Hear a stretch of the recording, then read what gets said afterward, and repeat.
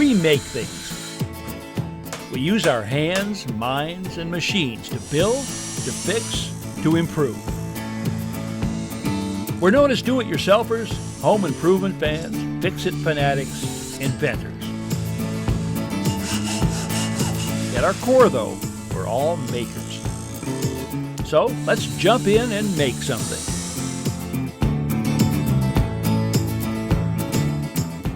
Hi, I'm Ron Hazelton. Welcome to the show. You know, I can't wait to tackle some home improvement projects. Others I put off as long as I can, and today's job is one of those. For months, my wife has been after me to put a prep sink in our kitchen island. Now, it's not the plumbing that's putting me off, it's having to cut through the solid granite countertop. Well, trepidations or not, the time has come for me to tackle this task, so let's go. I think you're going to find this very interesting.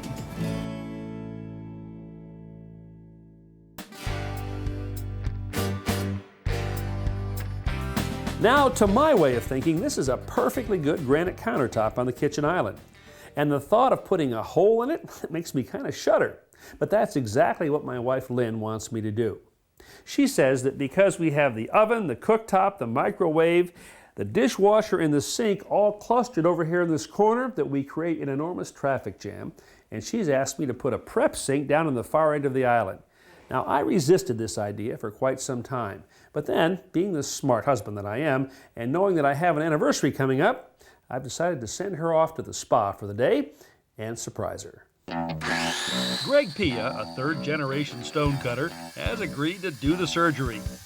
He's using a diamond-tipped blade.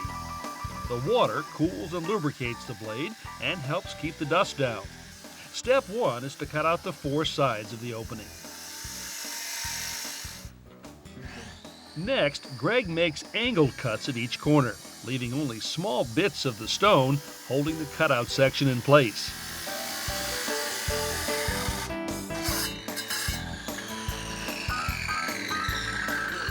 Then he attaches a suction handle,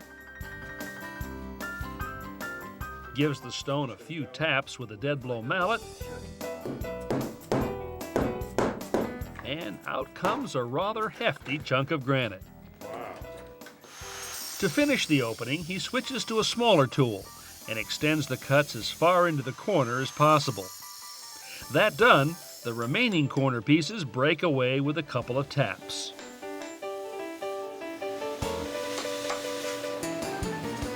A little grinding removes the final bit of granite from the corners.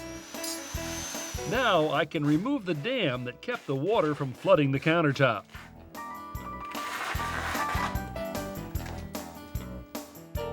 Well, this is the ultimate test to find out if that hole is the right size and in the right location. Here's my new sink. I'm going to drop it in. It fits, and the hole is just slightly oversized, which is exactly the way we want it. With the sink in position, I lower a plumb bob through the center of the drain hole and mark the location directly beneath. Then, using an extra long drill bit, I bore through the bottom of the cabinet and into the basement below. Well, I'm down in the basement, and here's where the drill came through, right here. Now, that's the center of the sink opening. And actually, I'm in pretty good shape because I have a cold water line right here, a hot water line here, and a drain right over here. So everything is in fairly close proximity. Because I've put in shut-off valves for the kitchen and laundry room, I don't have to turn the water off for the entire house. The first step in tapping into the existing water supply is to cut the copper lines with a small pipe cutter that works very well in tight quarters like these.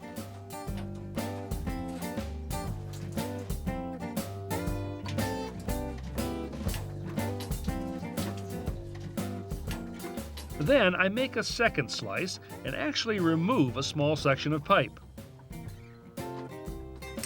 This will give me the space I need to install the T-fittings I'll be putting in shortly. I'm sanding the pipe to remove any surface dirt and oxidation. This is the first step in getting a watertight solder joint. With the pipe clean, I next apply soldering flux. This paste helps the solder flow evenly and promotes a good bond with the metal.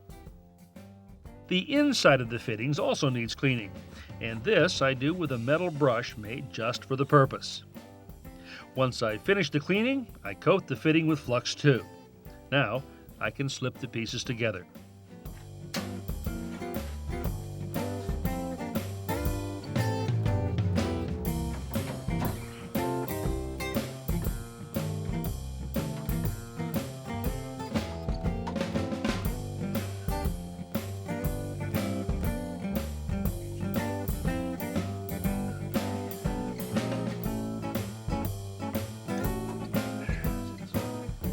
Now I'm turning my attention to the drain. Slicing through this guy calls for a substantially bigger pipe cutter. For this project, I'm removing about a foot of pipe. The new drain line will be PVC plastic pipe that's glued or welded together. I first apply a purple primer to both the fitting and the pipe, followed by an application of PVC cement. Now, a good rule of thumb when applying the primer and cement is to make 3 complete rotations. While the surfaces are still wet, I slip them together, give them a slight twist, and hold them for a few seconds. If I don't hold them securely, the pipe and fitting can actually push away from each other. This Y assembly will allow the new sink drain to join the existing drain line. These couplings are what some plumbers call mission clamps. First, I slide on the metal band, then lubricate the pipe with dishwashing detergent and slip on the rubber sleeve. The dishwashing detergent acts like a lubricant and will not deteriorate the rubber. Once I have the Y assembly in place, I pull the rubber sleeves over the joints, slip on the clamps, and tighten them up.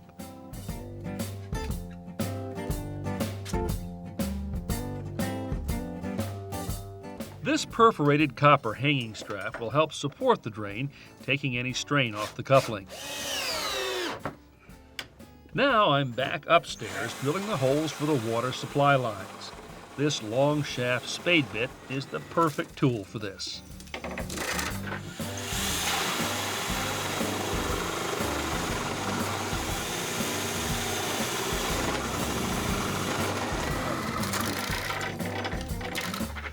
Next, I move on to the drain. Here, I'm using a 2-inch hole saw with a shaft extension. I'm doing the best I can to make sure the drill bit stays as vertical as possible.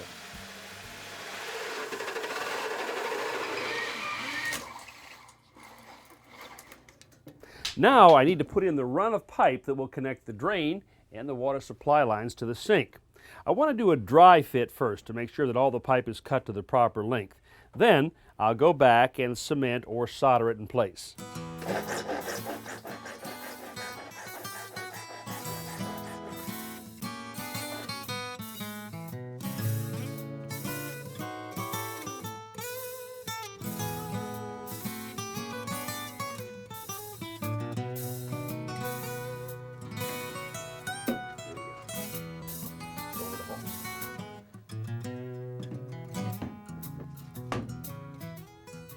Before I disassemble the pieces, I make reference marks so that I can put them back together in the same position.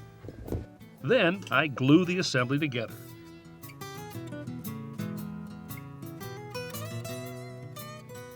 Attaching one end to the riser that goes into the kitchen cabinet and the other to the Y in the drain.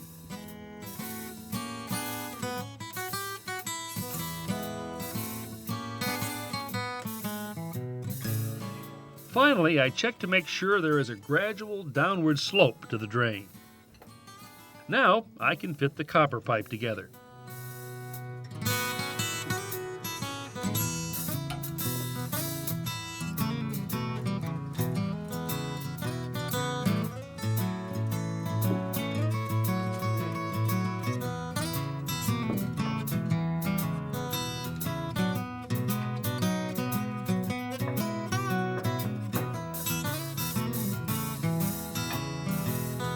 For this project, I'm using pre-soldered fittings. The solder is already inside. All I have to do is add heat. When things get hot enough, the solder liquefies and begins to flow out of the joint. You can see it here and here.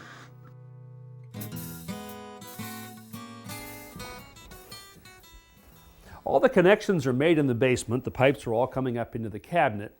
Now I have to add some fittings on this end, and then I can start on the sink.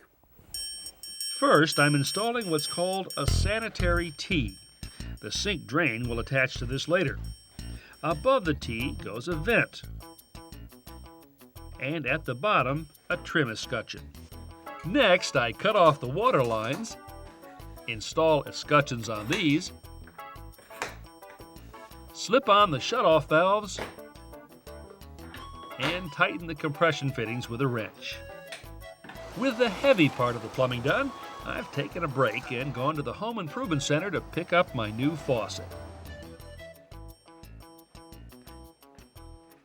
Now I only have one rule when it comes to putting fittings and fixtures on a sink, and that is I attach everything I possibly can to the sink before I drop it into the opening. I always loved modeling clay as a kid, and this is about as close as I can get to it in home improvement. It's plumber's putty, a mixture of oil and minerals like limestone and clay. Plumber's putty has been around for ages. It seems to last forever, and it's what I use to seal the sink basket to the sink itself.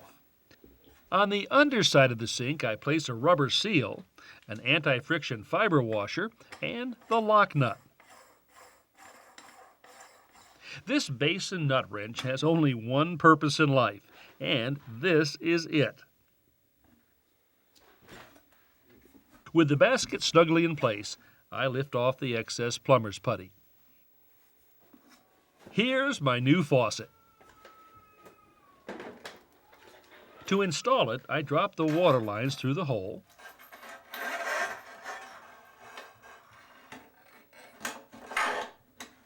flip the sink over, slip on a mounting plate, screw on a nut,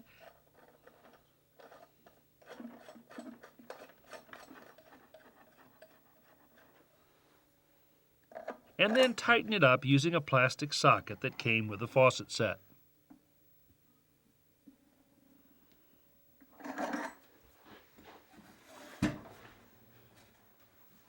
Next, I pass the flexible sprayer hose through the center of the faucet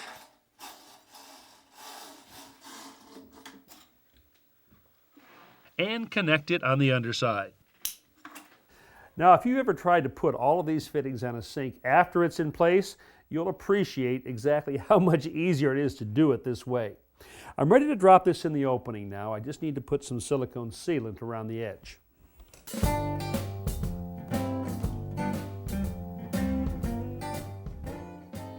This type of sink drops in from the top and is called self-rimming. The watertight seal around the edge comes from the silicone and these clamps on the bottom side that pull the sink down into firm contact with the countertop when they're tightened. To make the last few hookups on the drain, I attach this tailpiece to the bottom of the sink basket,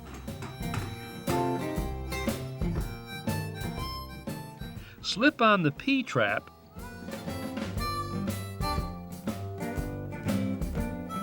and connect everything to the drain system.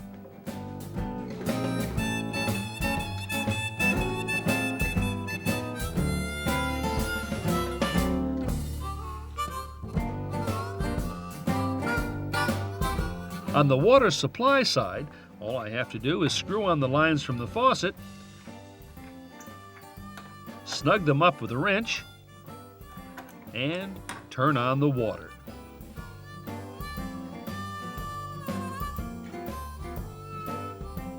Come on, keep your eyes down. My eyes are down. Look at the floor only. I'm All right. looking Now, at the well, you've floor. been out luxuriating at the spa. Yes. Which I'm glad you did. I've been hard at work here. Can I open my eyes? So this is something you've been wanting for a while. Go ahead, take a look. Oh my God! Wow! Oh, my prep sink. Thank you so much, honey. All right. Wow! Wowie! This is Yeah, really it's- great. I love it. It's great. See, and it's all prepared for you. Your Oh, food's yeah. over there, ready to go. Great. You like Food it? prep. I love it. It's great. Really. Thank you very, very much. Happy anniversary. Anniversary? I don't think so. That's like getting a vacuum. No, but I love it though. I do. Okay, here's your anniversary present for real. Ooh, Tiffany's. So, enjoy. Thank you, honey. Okay.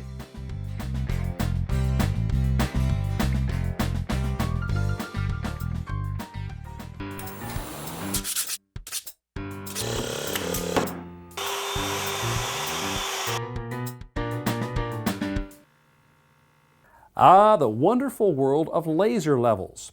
You know, in the last few years, these have gotten more compact and less expensive. And this is a good example. It's a state-of-the-art version from Ryobi, and built into the base right here is a rubber suction cup. On board is a vacuum pump, which means you can stick this to almost any flat surface without any pins, nails, or clamps. Let me show you how. I place the laser level near the wall and press a button to turn on the miniature vacuum pump. I can actually feel the level pull out of my hands and stick to the wall. The vacuum pump continues to run, holding the instrument securely in place. I adjust the turret until the bubble tells me it's level. Notice how the laser line continues into the corner and onto the adjacent wall. To check for plumb, I rotate the head 90 degrees, again adjust for level, and now I have a perfectly vertical line. Laser levels are especially handy if you're working alone, and they'll also keep you from having to make a lot of unnecessary marks on your walls.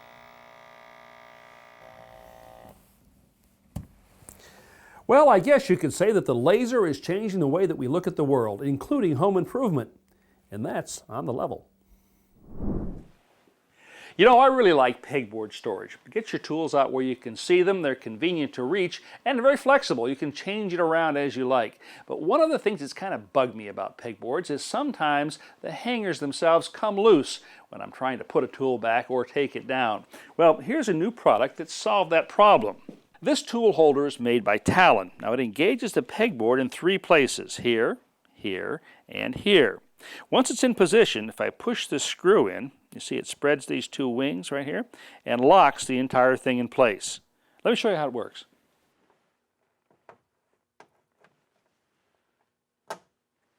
These tool holders come in 7 different styles. That's enough to hang up anything I've got. This is a screwdriver holder here. You see it's got a closed loop for the smaller screwdrivers.